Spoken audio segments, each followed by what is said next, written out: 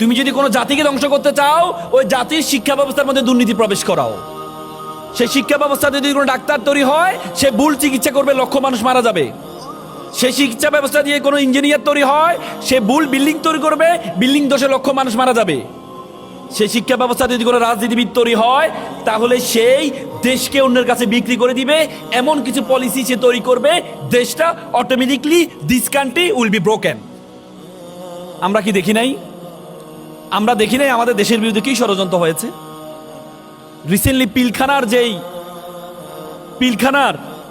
যে রিপোর্ট, তদন্ত রিপোর্ট আসছে, 50 জন চৌকস যারা মেধাবী দেশপ্রেমিক, যারা বাংলা বাইকে গ্রেপ্তার করেছিল কর্নেল গুলজার, সেই 50 জন দেশপ্রেমিক সবাইকে পিলখানাতে নিয়ে পার্শ্ববর্তী রাষ্ট্রের ষড়যন্ত্রে আমাদের নিজস্ব রাজনীতিবিদদের, তারা শুধু ক্ষমতায় থাকতে হবে এই জন্য আমাদের চৌকস সেনাবাহিনীকে হত্যা করেছে। কিসের জন্য? শুধু ক্ষমতা থাকতে হবে, শুধু ক্ষমতায় থাকতে হবে। সিকিম, আমি কিছুদিন আগে যাওয়ার সুযোগ হয়েছে। সিকিম ভারতের অংশ ছিল না। সিকিম ভারতের অংশ ছিল না, তার আলাদা একটা রাষ্ট্র ছিল। এত সুন্দর দেশ। লেন্দুব দর্জি তাদের ছিল প্রধান। সে লেন্দুব দর্জি 1974 সালে সিকিমকে ভারতের অংশ করে দিয়ে দেয়।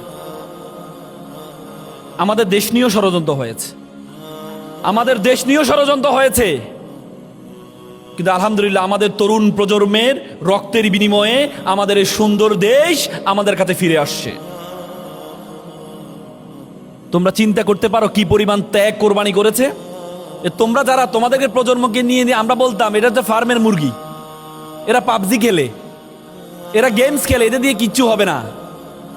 সে ফার্মের মুরগিরা, সে পাবজি যারা খেলে, তারা মোবাইলে শত্রুদেরকে ধ্বংস করার জন্য চেষ্টা করে, কিন্তু বাস্তবিক জীবনে তারা যে এভাবে স্লোগান দিতে পারে, বুকের মধ্যে অনেক জ্বর, বুক পেতেছি গুলি কর।